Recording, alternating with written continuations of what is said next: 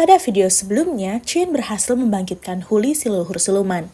Dia berharap Huli bisa membantunya dalam menyelamatkan Ye Qianhan. Tapi sayangnya, Huli harus berkultivasi selama 100 tahun agar dirinya bisa mengembalikan kekuatan penuhnya untuk menyelamatkan Ye Qianhan. Huli kemudian memberikan Chun cara lain, yang mana Chun harus bisa mempelajari jalan reinkarnasi. Dengan begini, dia bisa dengan mudah menyelamatkan Ye Qianhan. Setelah semua itu, mereka kembali keluar dari pagoda pemurnian iblis. Di luar sana terjadi sedikit konflik antara Chun dengan Auli. Mereka pun pada akhirnya harus bertarung satu sama lain. Chun pada akhirnya berhasil membunuh Hansan dan juga Zhen Yu. Namun sangat disayangkan, Auli berhasil kabur menuju benua 10.000 siluman untuk memulihkan lukanya dan juga mendapatkan bantuan. Chun pun berniat mengikuti Auli dan juga menyerangnya ke tempat kediamannya sebelum dirinya yang menyerang benua Zhenling dan juga Qiankun. Lanjutkan video sebelumnya. Chun melakukan rapat dadakan bersama dengan teman-temannya yang lainnya. Di sana Chun menjelaskan kalau dirinya akan pergi menuju benua 10.000 siluman. Chun hanya bisa beralasan kalau dirinya ingin menyelidiki sesuatu di tempat itu. Bai Bing sempat keberatan mendengar keputusan Chuyun, yang mana benua 10.000 iblis memiliki dua leluhur di ranah Sain yang berjaga. Jika dia bertindak gegabah, maka kedua Sain itu bukanlah tandingan Chuyun. Ditambah lagi, tempat itu memiliki puluhan ribu pasukan di ranah martial ancestral. Bai Bing percaya kalau itu adalah rencana yang berbahaya. Chuyun sama sekali tidak peduli. Dia harus pergi ke tempat itu untuk menangkap hasil yang memuaskan. Chuyun juga tidak bisa hanya diam di tempat ini menunggu giliran untuk diserang. Karena dia melihat adanya kesempatan, maka itulah yang membuat Chuyun berniat untuk bergerak terlebih dahulu. Sui Liu tanpa basa-basi mendekati dan juga memeluk Chuyun. Dia berharap kepada Chuyun agar dirinya diperbolehkan untuk ikut. Di sana Chuyun menolak permintaan Sui Liu, yang mana Sui Liu lebih dibutuhkan di tempat ini. Dia harus hadir di antara ras manusia agar mereka tidak perlu khawatir dengan ancaman luar. Sui Liu menerima keputusan Chuyun itu. Dia bahkan berjanji akan selalu menunggu kepulangannya. Bai Li Batian juga berniat untuk ikut, karena bagaimanapun mereka adalah saudara. Di sana Chuyun juga menolak Bai Li Batian, yang mana di tempat ini keberadaan Bai Li Batian masih sangat dibutuhkan. Chuyun memerlukan Bai Li Batian agar dirinya bisa menekan ras naga dan juga ras iblis yang masih tinggal di tempat ini. Dengan kemampuan dan juga kepribadian Bai Li Batian, dia adalah orang yang paling pantas diberikan tugas seperti itu. Di sana Bai Li Batian menyetujuinya. Dia berjanji tidak akan mengecewakan saudaranya itu. Bai Bing yang penasaran percaya kalau Chuyun tidak akan mungkin pergi sendirian. Chuyun membenarkan hal itu. Dia kemudian berniat mengajak beberapa orang. Mereka semua adalah Meng Si, Fei Tian, dan juga Xiong Wu. Mereka bertiga dengan sangat senang hati menerima ajakan Chuyun untuk pergi ke benua 10.000 siluman. Mendengar Chuyun yang akan pergi membuat si iblis tikus merasa sedikit tenang. Dia juga berniat melakukan hal lain karena tidak mungkin Chuyun akan menyadari perbuatannya nanti. Tapi siapa sangka Chuyun menyadari pikiran licik si iblis tikus. Chuyun pun memanggil si tikus dan juga mengajaknya ikut bersamanya pergi menuju benua 10.000 siluman. Susan atau si iblis tikus tidak bisa menolak perintah Chuyun. Walaupun dia licik, tapi dia juga masih memiliki keinginan untuk hidup. Chuyun bahkan berjanji akan memberikan berapapun batu roh yang diinginkan oleh Susan jika dia berhasil melakukan tugasnya dengan baik. Susan tentu saja tidak menolak kesempatan itu. Dia pun bergegas untuk mempersiapkan keberangkatannya. Setelah semua itu, Chuyun memanggil Bai Bing dan juga Chu Hu. Mereka berdua bertugas untuk melatih semua pasukan dan juga mengumpulkan persediaan di seluruh benua kekuasaan mereka. Setelah kepergian Chuyun, pasti akan ada beberapa pihak yang mengganggu mereka. Apalagi di masa depan nanti, kemungkinan akan terjadi peperangan dengan ras iblis, ras siluman, dan juga ras naga lagi. Setelah memberikan semua tugas itu, Chuyun tidak berniat membuang waktunya. Dia pun segera mengajak mereka semua untuk segera berangkat. Sedangkan di sisi Auli, dirinya sedang berada di kapal terbangnya. Di sana dia mencoba untuk memulihkan dirinya dari bekas luka pertarungannya sebelumnya dengan Chuyun. Di sana, Auli berjanji akan membalaskan dendamnya kepada Chuyun dan mendapatkan kembali pagoda pemurnian iblis. Jika dia gagal memenuhi semua itu, dia bersumpah akan mempermalukan dirinya dengan menuliskan namanya terbalik. Tapi tak lama kemudian, Chuyun datang menemui Auli. Mendengar apa yang dikatakan Auli tadi, Chuyun menyadari kalau dia sangat ingin balas dendam.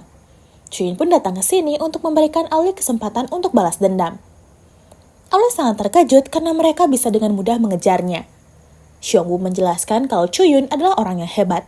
Dia bisa merobek ruang dan waktu untuk mempersingkat perjalanan mereka menuju tempat ini. Teman-teman Chuyun akhirnya merendahkan Auli.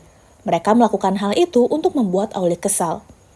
Auli yang berhasil dibuat kesal akhirnya mengeluarkan tekniknya.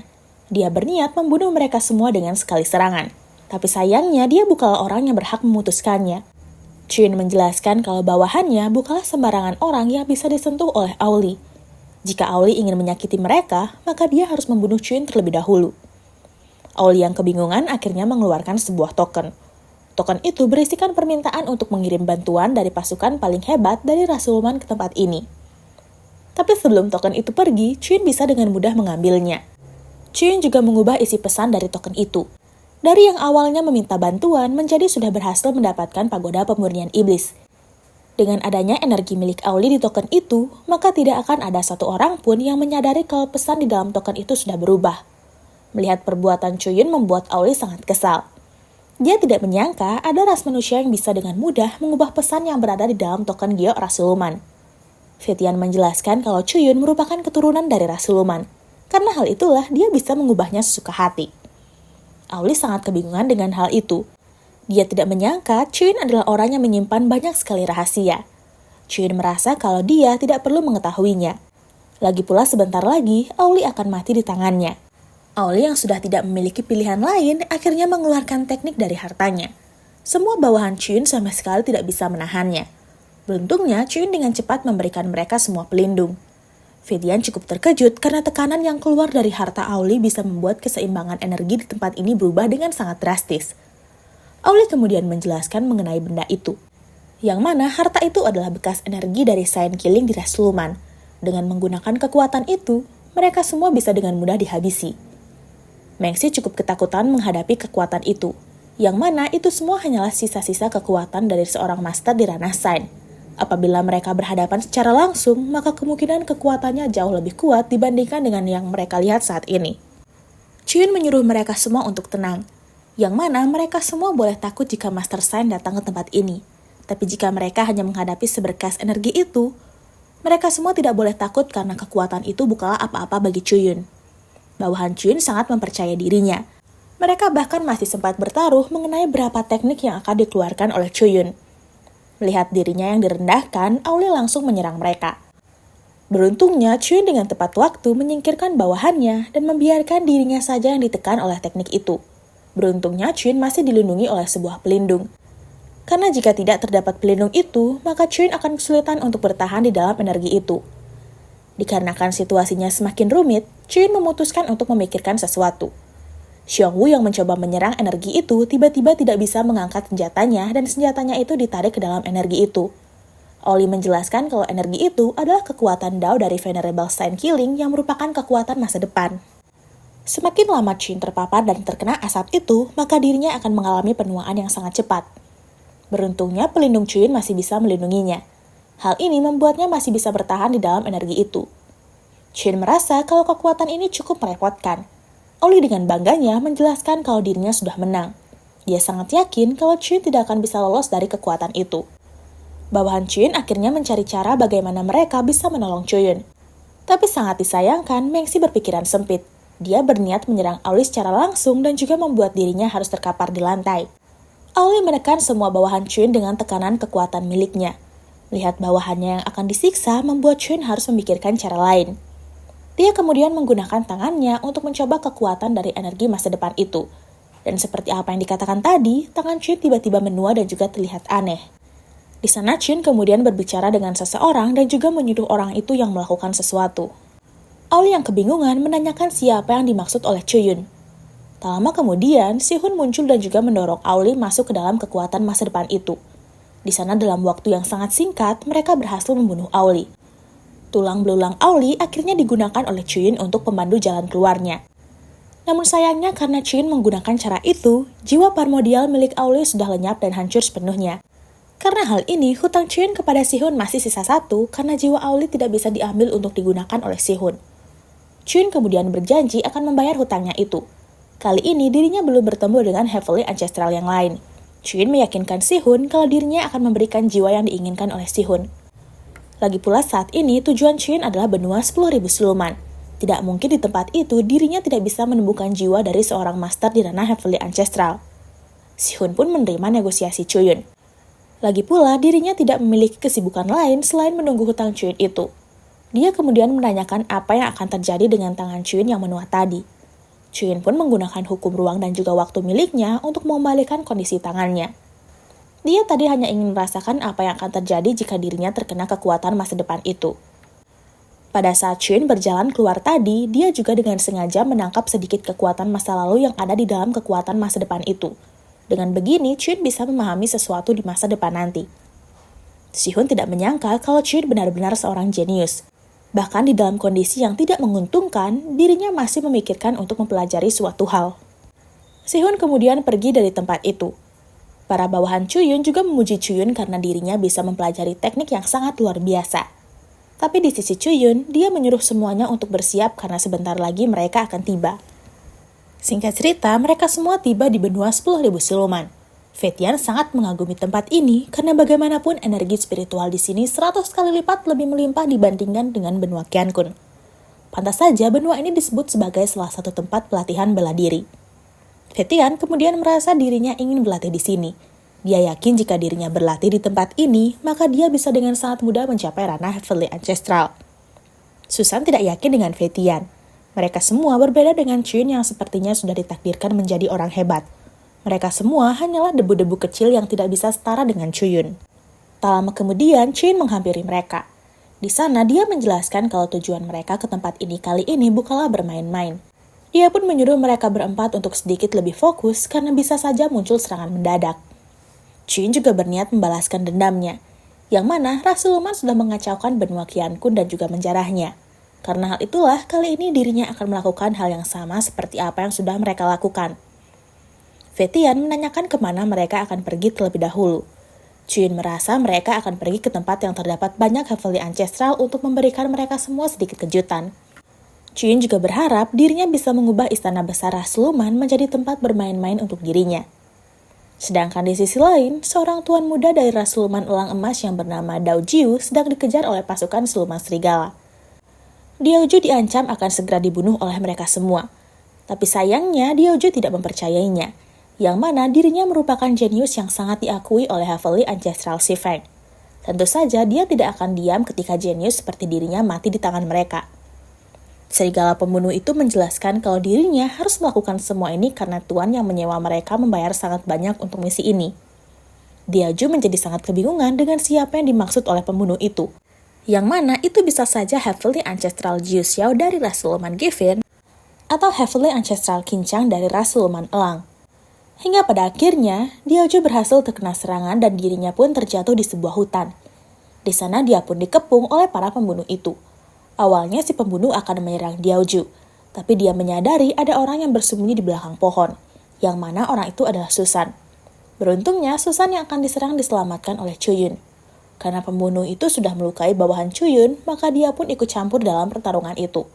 Di sana, para pembunuh berniat menyerang Chuyun. Tapi dengan tekniknya, Chuyun bisa dengan mudah menyingkirkan mereka. Diaju sangat terkejut melihat kehebatan Chuyun. Dia tidak menyangka Chuyun bisa membunuh 3 Heavenly Emperor dengan satu kali serang. Di sana Susan memohon kepada Chuyun agar tidak mengirimnya untuk menjalankan rencana seperti itu. Dia merasa rencana seperti itu terlalu berbahaya bagi dirinya. Chuyun menjelaskan kalau Susan adalah orang yang sangat tepat. Apalagi dia sangat pintar dan juga memiliki teknik penyamaran yang sangat bagus. Chuyun pun berjanji akan menambahkan batu roh yang dirinya terima jika dia bersedia melakukan misi seperti itu. Susan dengan senang hati menerima tawaran itu.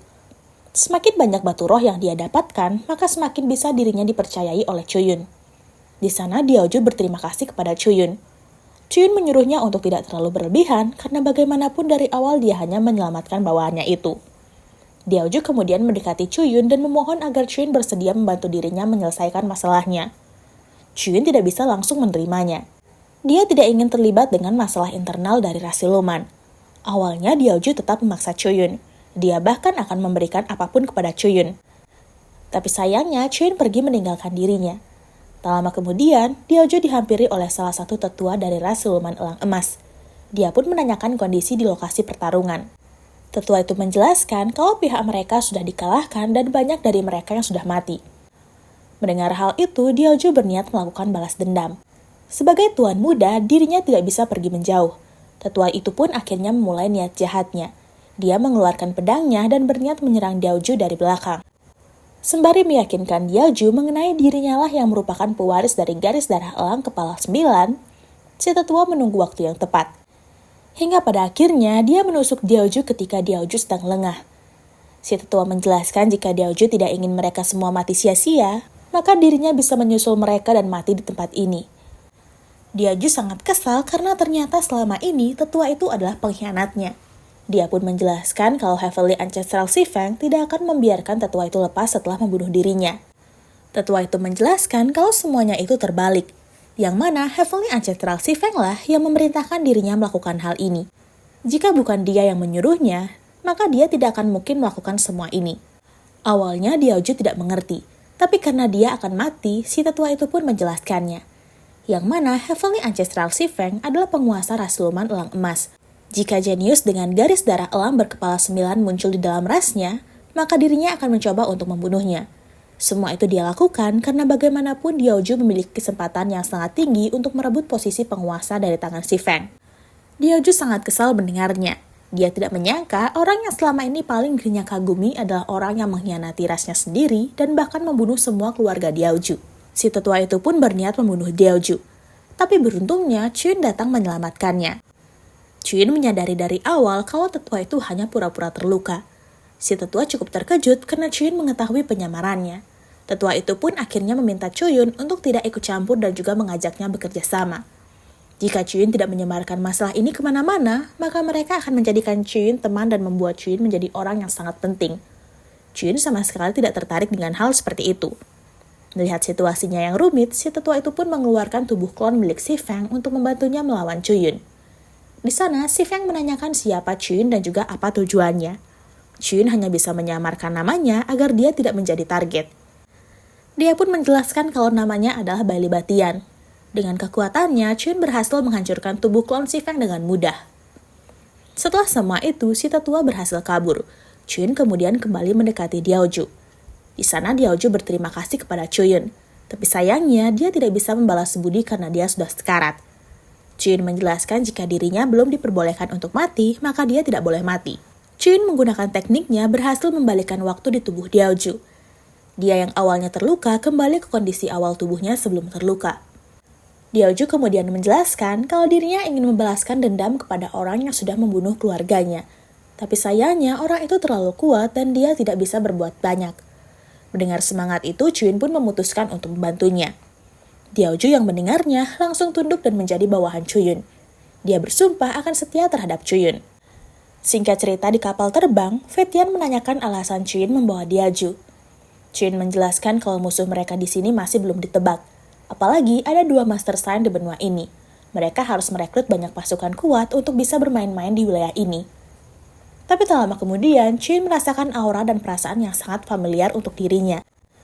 Sedangkan di sisi lain, beberapa ras siluman sangat kesal karena mereka harus mengembalikan bantuan perang yang akan dikirimkan kepada Auli. Yang mana mereka sudah membaca pesan dari token Auli yang sudah diganti oleh Chun.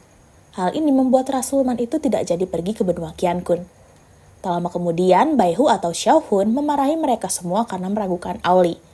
Tepat setelah kejadian itu, Chun muncul untuk menyapanya kembali.